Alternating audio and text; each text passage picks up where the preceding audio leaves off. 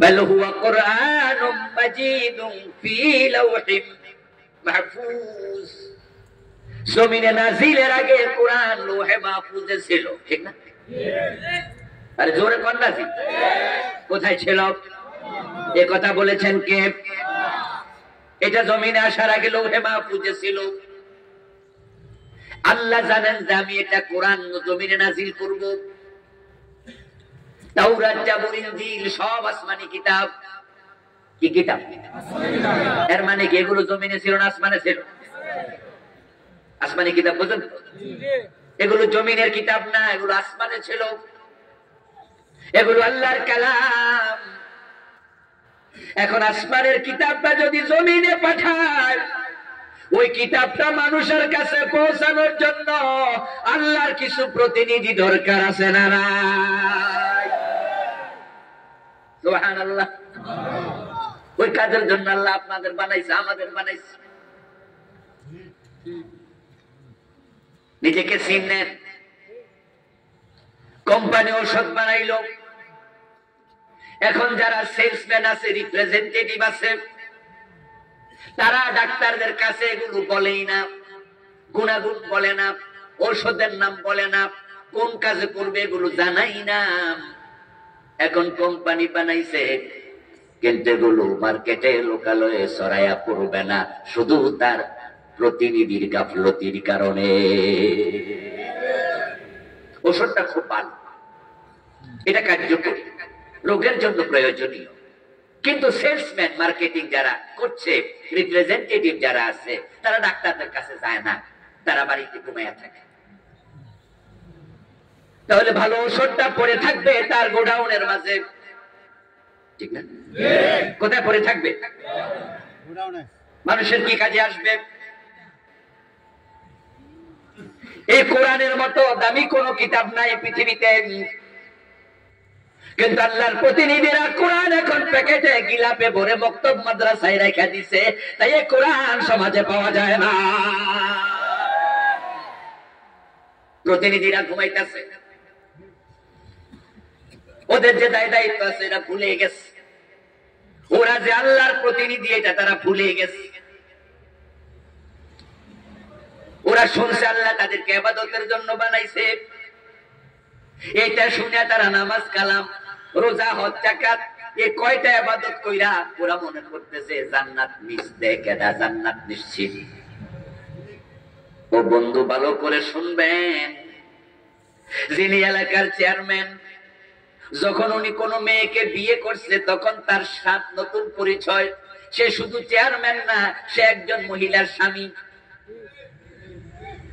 যখন তার সন্তান হবে তখন তার আরেকটা পরিচয়, এখন তো একজন মানুষের বাবা, ঠিক না?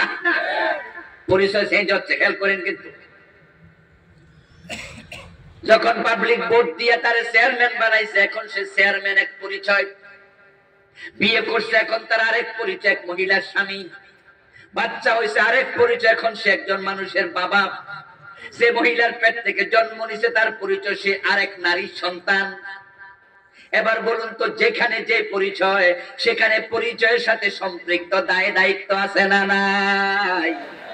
চেয়ারম্যান হিসাবে এক দায়িত্ব, স্বামী হিসাবে আরেক দায়িত্ব, বাবা হিসাবে আরেক দায়িত্ব, সন্তান হিসাবে আরেক দায়িত্ব।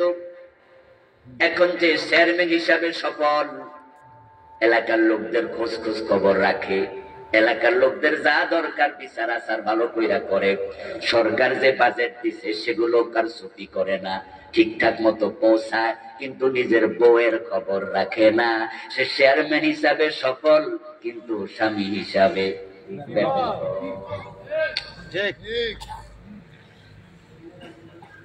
চেয়ারম্যানও ঠিক, স্বামী হিসাবেও ঠিক, নিজের পোলা মাইয়ার খবর রাখে না। তাই পোলাটা মদখোর হইয়া গেছে, মাইয়াটা আরেক বেড়ার লগে পালাইয়া গেছে। এমন বাবাও আছে না নাই? পোলা মাইয়ার খোঁজ নেয় না। স্বামী হিসাবে সফল হতে পারে, চেয়ারম্যান হিসাবেও সফল, কিন্তু তার নেগলিজেন্সির কারণে পোলা মাইয়া বিপদে গেছে, সে বাবা হিসাবে ব্যর্থ। চেয়ারম্যানও ঠিক আছে, বউয়েরও খোঁজ খবর রাখে, পোলামাইয়াও ঠিক আছে, কিন্তু সে যে একজন নারীর সন্তান, সন্তান হিসাবে মা বাবার প্রতি দায়িত্ব আছে না নাই? মায়ের খবরই নেয় না। তাহলে আমরা বলি তোর মতো কুসন্তান জমিনে আর কে আছে? সে সন্তান হিসাবে ব্যর্থ। ও প্রিয় ভাইয়েরা, আমরা সবাই আল্লাহর গোলাম। এই পরিচয় আমাদেরকে মাথায় রেখে ইবাদত করতে হবে, গোলামি করতে হবে। কিন্তু আল্লাহ যে আদম রে খলিফা বানাইলো, ওই খলিফার পরিচয়টাও আমাদের জানা দরকার আছে না নাই?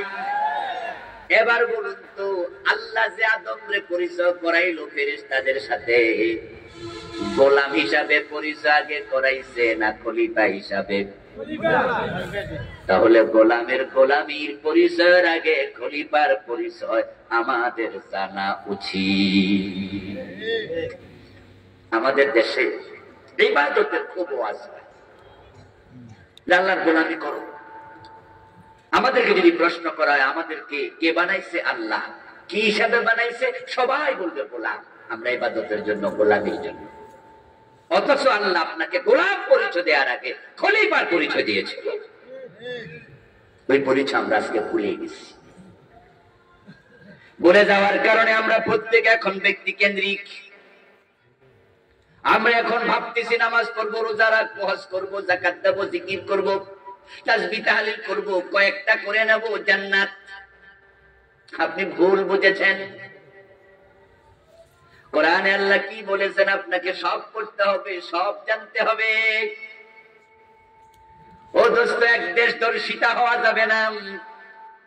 শুধু এক দুইটা দিক দেখে আপনি বলবেন যে আমি জেনে ফেলছি, তা না। আল্লাহ বলছে, মা খালাকতুল জিন্না ওয়াল ইনসা ইল্লা লিয়াবুদুন। আমি মানুষ এবং জিনকে আমার ইবাদতের জন্য বানাইছি। আরেক আয়াত আল্লাহ নিজে কয়, কুনতুম খায়রা উম্মাতিন উখরিজাত লিন-নাস। তোমরা সৃষ্টির সেরা, তোমাদেরকে অন্য মানুষের উপকারের জন্য বানাইছি। উখরিজাত লিন-নাস, অন্য মানুষের জন্য বানাইছি। আপনাকে লয়ে বিব্রত রহিতে আসে নাই কেহ বনি পড়ে। প্রত্যেকে আমরা, সকলের তরে, সকলে আমরা, প্রত্যেকে আমরা পরের তরে। ভাবছিলাম কোন কবির কবিতা বুঝি, এটা তো কোরআন মাজিদের এই আয়াতের ভাবানুবাদ। কুনতুম খায়রা উম্মাহ উখরিজাত লিন-নাস। আপনি পেট পুরে খাইলেন, আপনার হালাল টাকা কামাইছেন, আপনি পেট পুরে খায়া নাক ডেকে ঘুমাচ্ছেন। আপনার পাশের বাসায় একজন গরিব মানুষ কামাই করতে পারে নাই, অন্ধ, ল্যাংড়া, খোড়া, অসুস্থ, কামাই করার মতো সামর্থ্যটাও নাই। সে রাতের বেলায় না খাইয়া ঘুমায় আছে, আপনি খবরও নেন না। আমার রাসূল বলতেছেন, আল্লাহর কসম, আল্লাহর কসম, আল্লাহর কসম, ওয়াল্লাহি লা ইউমিন, ওয়াল্লাহি লা ইউমিন, ওয়াল্লাহি লা ইউমিন মান আশবাআ ওয়া জারুহু জাইউন ইলা জামবি। আল্লাহর কসম, সে জান্নাতে যাবে না, সে মুমিন নাম যে পেট পুরে খায়, তার পাশে আরেকজন না খাইয়া ঘুমায়, না খাইয়া থাকে। আপনি বললেন যে এটা কেমন কথা? আমি কামাইছি, আমি খাইছি, আমি তো আর হারাম খাই নাই। তো আমার পাশের বেটা খায় না, আমার দোষ কি? ওই যে কুনতুম খায়রা উম্মাতিন উখরিজাত লিন-নাস, তুমি সৃষ্টির সেরা, তোমার মানুষের জন্য বানাইছি। তো তুমি খাইছো, মানুষের খোঁজ কেন নিলা না? এই জন্য তুমি মুমিনি না। ও দোস্ত, ভালো করে শোনেন, ইসলামটা বুঝবেন হাসরের ময়দানে। মানুষ যখন আল্লাহর সামনে গিয়ে বলবে আল্লাহ আমার জান্নাত দাও, আল্লাহ প্রশ্ন করবেন কেন দেব? তোমার কাছে 10টা টাকা চাইছিলাম, তুমি তো 10টা টাকা দেও নাই, আজকে জান্নাত চাও কেন? আল্লাহ আপনি আমারে জান্নাত দেন। আল্লাহ বলবে কেন দেব? 1 প্লেট ভাত চাইছিলাম তোমার কাছে, 1 প্লেট ভাত আমি আল্লাহরে দেও নাই। মানুষ আশ্চর্য হয়ে বলবে আল্লাহ কি বলেন এসব? আপনি কবে টাকা চাইলেন? আপনি কবে ভাত চাইলেন? ছোটকালে কবিতা পড়েছেন, হাসরের দিন বলিবেন খোদা, হে আদম সন্তান তুমি মোর সেবা করো নাই, যবে ছিল রোগে অজ্ঞান। বলিবে মানুষ হে প্রভু করো তার, আমরা কেমনে লইব তোমার পরিচর্যার ভার। বলিবেন খোদা দেখুনি মানুষ কেঁদেছে রোগের ঘরে, তারি শুশ্রূষা করিলে তুমি সেথায় পাইতে মোরে। ভাবছিলাম কবির কল্পনা বিলাস, কোন কবি লিখেছে মন ছায়া যা তাই লিখেছে, কিন্তু কামের ক্লাসে নামতে আলিয়া মাদ্রাসায় যখন বুখারী শরীফ খতম করি, ক্লাসে পড়তে গিয়ে দেখি এটা আমার রাসূলের হাদিস। রাসূল বলেছেন, তবে কথাটা আল্লাহর, এটা হাদিসে কুদসি। এটা কবি কাব্যিক অনুবাদ করেছে মাত্র। قال رسول الله صلى الله عليه وسلم من تصدق بعدل تمرة من كسب طيب فإن الله يتقبله بيمينه। মানুষ যখন হালাল কামাই থেকে কোন ফকিরের হাতে 5 টাকা 10 টাকা একটা খেজুর তুলে দেয়, একটু করে রুটি তুলে দেয়, নবী মুহাম্মদ বলেন ফকিরের হাতে পড়ার আগে আল্লাহ নিজে ডান হাত বিছায়া দেয়। ও মিয়া, অসুস্থ লোকটা তোমার সামনে টাকা চেয়েছিল, ওষুধ কিনবো 10টা টাকা দেন। মাঝে মাঝে দেখবেন প্রেসক্রিপশন হাতে নিয়ে ভিক্ষা করে, যদিও কিছু লোক বাটপার সিটার আছে, কিন্তু বাস্তবে ওষুধ কিনতে পারে না টাকার অভাবে, এমন গরিব লোক সমাজে আছে না নাই? খবর নেবেন, খবর নেবেন। গতকালকে আমাকে আমার এলাকা থেকে একজন ফোন দিল, আমার কাকা লাগে পাশের বাড়ি। ফোন দিয়ে বলল যে ভাতিজা অমুকের ছেলে গরম পানিতে পড়ছে, ছোট মানুষ, মা গরম পানি চুলায় বসাইয়া হয়তো কোথাও গেছে, বাচ্চা আইসা চুলার উপরে। কুসাতলি হাসপাতালে আছে। কুসাতলি আমাদের আছে না? আমার বাড়ি তো চট্টগ্রাম, আপনাদের কুমিল্লার মানুষ তো। বলে কুসাতলি হাসপাতালে নিচ্ছে। গরিব মানুষ, চিকিৎসা করতে পারতেছে না, এখন টাকা লাগবে। বাস্তবেই টাকা। আজকে খবর নিলাম আবার ফোন করে, কি অবস্থা? বললো এক একটা ইঞ্জেকশন 5,000 টাকা দাম। আল্লাহ আমাকে যতটুকু সামর্থ্য দিয়েছে আমি বললাম ঠিক আছে, বড় ভাইয়ের কাছে যান, ভাইকে বলে দিলাম দিতে থাকেন, দেখা যাক কি হয়। এই সমাজের মাঝে আল্লাহর এমন বান্দা আছে, খাওয়ার টাকা নাই, খাবার খাইতে পারে না, আবার লজ্জায় মানুষের কাছে চাইতেও। আপনি তাকে চিনেন, তার 5টা বাচ্চা, রিক্সা চালায়, দ্রব্যমূল্যের যে ঊর্ধ্বগতি কেমনে চলে। আপনার 100 কোটি টাকা, আপনি তো পয়সাওয়ালা, খবর নিলেন না।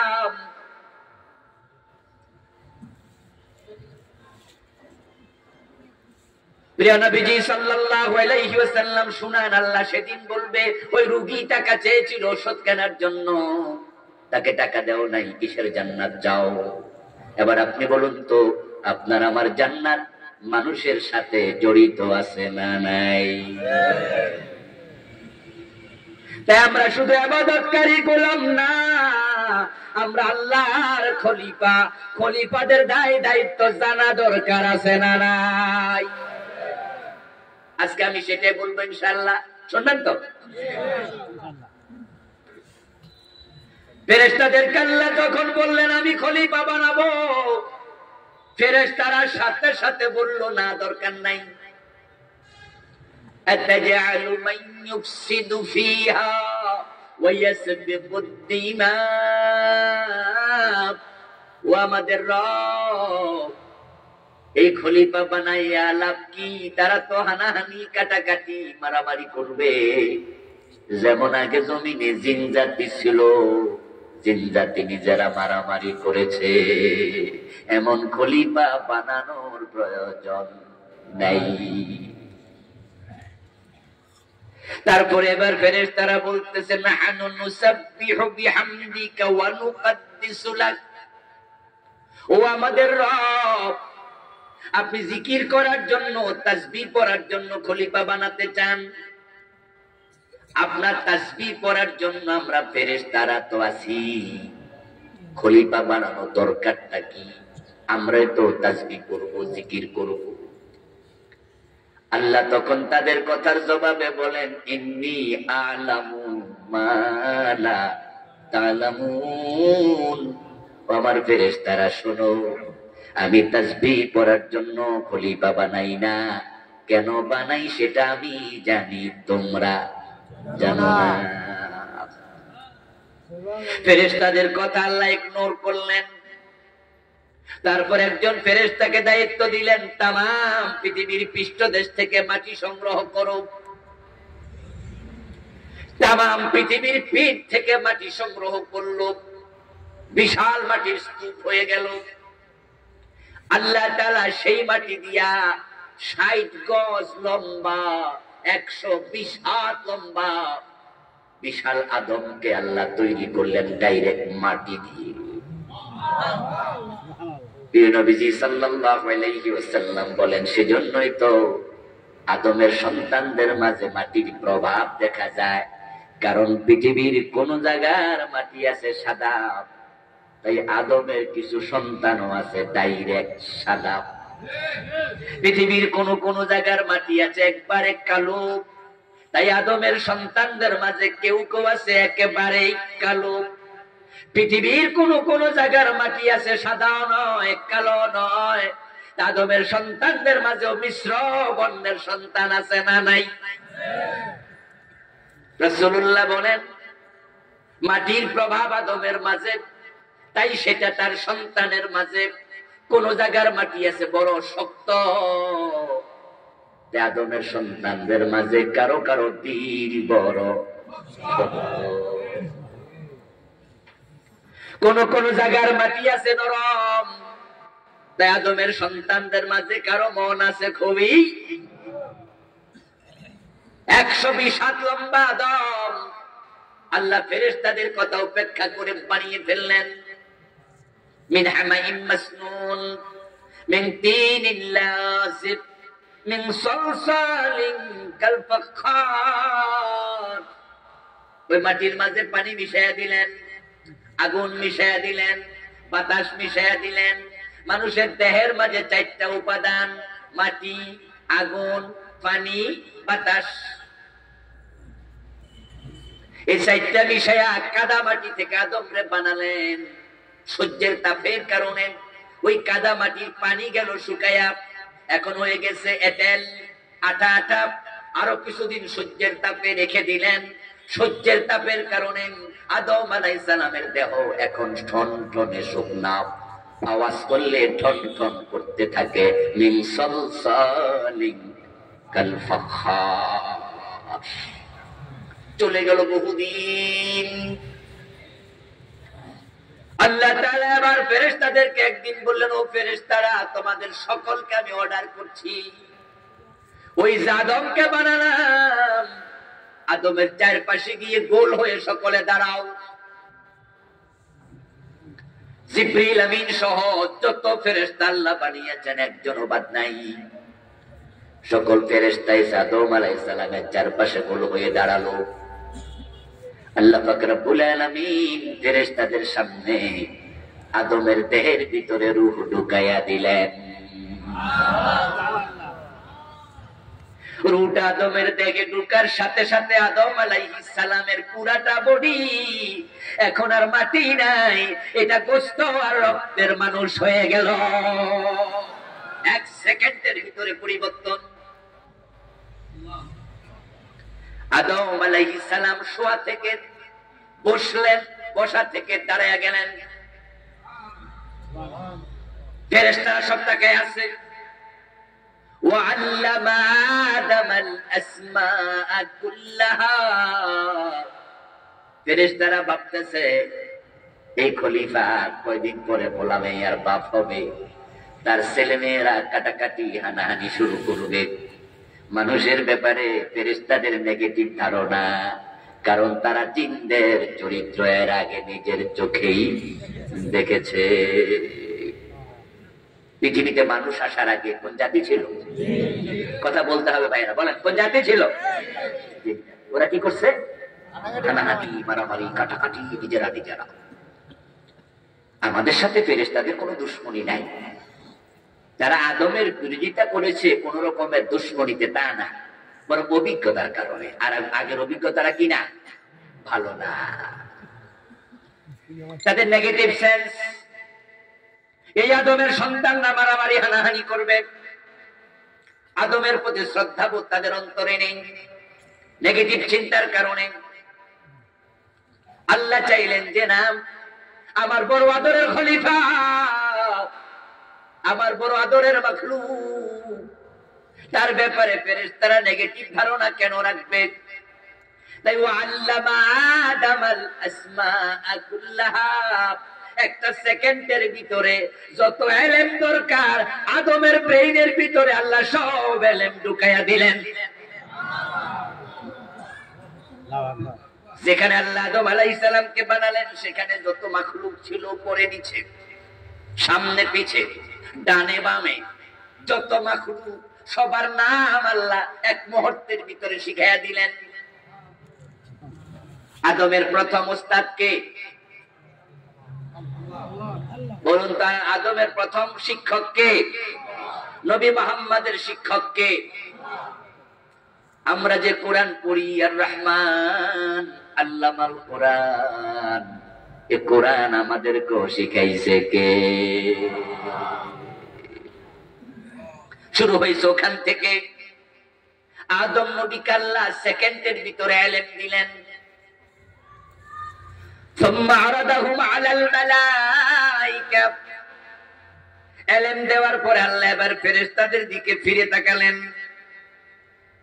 ফেরেশতাদের দিকে ফিরে তাকিয়ে আল্লাহ তাআলা ফেরেশতাদের সামনে উপস্থাপন করলেন এই মাখলুক। তারপরে এবার ফেরেশতাদেরকে বলতেছেন, আম্বিউনি বিআসমাই হাউলা। ও ফেরেশতারা, জিবরিল আমিন বলো তো উপরেরটার নাম কি, নিচেরটার নাম কি, ডানেরটার নাম কি, বামেরটার নাম কি? ফেরেশতাদেরকে বললেন এই মাখলুক গুলার নাম বলো। ফেরেশতারা বলে, লা ইলমা লানা ইল্লা মা আল্লামতানা। আল্লাহ এগুলোর ইলম তো আমাদের নাই, তুমি তো শিখাও নাই, তুমি যা জানাও নাই আমরা তা জানি না। قال يا آدم أنبئهم بأسمائهم। এবার আল্লাহ আদমের দিকে ফিরে তাকায়া কয়, আদম ওরা তো পারে না, তুমি তাদেরকে নামগুলো বলে দাও। সুবহানাল্লাহ। আদমের বয়স কয় মিনিট? এই তো মাত্র কয়েক মিনিট, এই মাত্র। ও আদম, তাদেরকে তুমি বলে দাও। আদম আলাইহিস সালাম এবার মাখলুকগুলোর নাম বলতে শুরু করলেন। তাফসীরে পাওয়া যায় উপরে নিচে ডানে বামে সামনে পিছে সব নাম বলতে বলতে এবার ফেরেশতাদের দিকে তাকায়া বলো, ওনার নাম জিবরিল, ওনার নাম মিকাইল, ওনার নাম মালাকুল মউত, ওনার নাম ইসরাফিল। ফেরেশতাদের নাম পর্যন্ত বলতে শুরু করে দিলেন। ফেরেশতারা তো সব তাজ্জব হয়ে গেছে, আশ্চর্য। কিরে, এ বেটার বয়স হলো কয়েক মিনিট, এত কিছু জানে কেমনে? শিখাইছে কে? জোরে বলেন, শিখাইছে কে? যে জানে তার প্রতি মানুষের সম্মান সহজাত তৈরি হয়। যিনি বেশি জানেন তাকে আমরা এমনি শ্রদ্ধা করি। সে আমার দলের লোক না হইলো করি, ঠিক না? যিনি জ্ঞানী মানুষ, আমরা বলি যে হিন্দু হইলো। আমাদের স্কুলে যখন আমরা পড়ছি, তখন হিন্দু কিছু পণ্ডিত স্যার আছে, টিচার সম্মানিত। আপনি মুসলিম কিন্তু তাকে আপনি আদাব বলতেন, সম্মান দিতেন। হিন্দু শিক্ষক এখনো আছে না? সে আমাদের ধর্মের না, জাতের না, গোষ্ঠীর না, সে মুশরিক, কিন্তু তার শিক্ষার কারণে আমরা তাকে কি করি? আদম আলাইহিস সালামের প্রতি নেগেটিভ সেন্স 1 মিনিটের ভিতর পজিটিভ হয়ে গেল। সব ফেরেশতার অন্তরের মাঝে এখন চিন্তার পরিবর্তন। যার ব্যাপারে ভাবছিলাম মারামারি হানাহানি করবে, এখন দেখি বেটা অনেক বড় পণ্ডিত রে। ফেরেশতাদের অন্তরে আদমের প্রতি শ্রদ্ধা তৈরি করে ফেললেন আল্লাহ মুহূর্তের ভিতরে। যখন তিনি তাকে দেখেন ফেরেশতাদের অন্তরে আদমের প্রতি কোনো বিরূপ চিন্তা নাই, এবার আল্লাহ বলল উসজুদু লিয়া আদম, ও ফেরেশতারা তোমরা সবাই মিলে আদমকে সিজদা করো। ফাসাজাদাল মালাইকাতু কুল্লুহুম আজমাউন, সবগুলো ফেরেশতা একসাথে সিজদা করলো। সুবহানাল্লাহ পড়েন।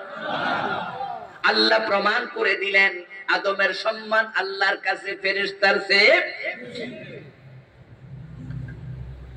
ও আল্লাহর খলিফারা, তোমাদের পরিচয় খলিফা। তারপরে এবার তাকে দেখো আল্লাহর কাছে তোমাদের সম্মান কত বেশি। সব ফেরেশতা আদমরে সিজদা করে ফেললো। ওয়ালাকাদ কাররামনা বানি আদম, কোরআনে আল্লাহ তাআলা বলেন আমি শুধু আদমকে সম্মানিত করি নাই, আদমের সন্তানদের সম্মানও আমি আল্লাহ বাড়াইয়া দিছি।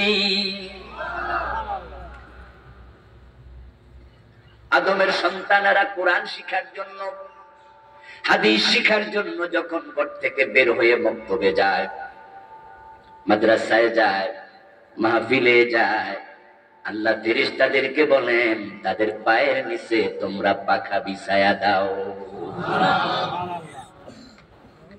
আপনাদের পায়ের নিচে ফেরেশতা পাখা বিছায়। আল্লাহ বুঝায় দেয় খলিফার দাম আমার কাছে ফেরেশতার চেয়েও বেশি, কারণ ফেরেশতারা আল্লাহর খলিফা না। এই কোরআনের প্রচার ফেরেশতারা করে না, এই প্রচারের দায়িত্ব আমাদের ঘাড়ে। আমরা যখন আল্লাহর কোরআনের প্রচার করব তখনই সমাজে কোরআন কায়েম হবে। যেই কাজ ফেরেশতারা করবে না এটা তাদের দায়িত্বের অধীনে নাই। আমরা আল্লাহর প্রচারক, আমরা আল্লাহর খলিফা। আমরা যদি আল্লাহর খেলাফতের কাজ প্রচার করি, কায়েম করি, আমাদের আল্লাহ ফেরেশতা দিয়া শুধু দুনিয়ায় পাখা বিছায়া সম্মানিত করবেন না, মানুষ যখন মরে যাবে তখন কবর থেকে ওঠার পরে ফেরেশতারা যারা প্রকৃত ভালো মানুষ তাদেরকে সালাম দিতে দিতে জান্নাত পর্যন্ত পৌঁছায়া দেবে। ওয়াসিকাল্লাযীনা তাকাউ রাব্বাহুম ইলাল জান্নাতি যুমারা হাত্তা ইযা জাউহা ওয়া ফুতিহাত আবওয়াবুহা وقال لهم خزنتها سلام عليكم। সুবহানাল্লাহ পড়েন। ফেরেশতারা সম্মান দেখাবে মরার পরেও। আপনি আল্লাহর খলিফা, তাই অনেক দাম। পৃথিবীতে বর্তমানে রাষ্ট্র আছে 228টার মতো, তার মাঝে 196টা হলো স্বাধীন রাষ্ট্র। বাংলাদেশের পক্ষ থেকে 100-র কাছাকাছি রাষ্ট্রে আছে সরকারের প্রতিনিধি। বাংলাদেশ গভর্নমেন্ট তামাম দুনিয়ার সাথে সম্পর্ক স্থাপনের জন্য বিভিন্ন দেশে তাদের রিপ্রেজেন্টেটিভ পাঠায়, প্রতিনিধি পাঠায়, সেটাকে আমরা সাধারণভাবে বলি রাষ্ট্রদূত। দূত মানে প্রতিনিধি, দূত মানে কি? এবার বলুন তো সৌদি আরবে বাঙালি আছে কত লাখ? 10 লাখ হবে। এখন এটা আমরা জানি না, ধরেন 10 লাখ। কিন্তু বাংলাদেশ সরকারের প্রতিনিধি কয়জন? সৌদি আরবে মানুষ আছে বাঙালি 10 লাখ, এদেশের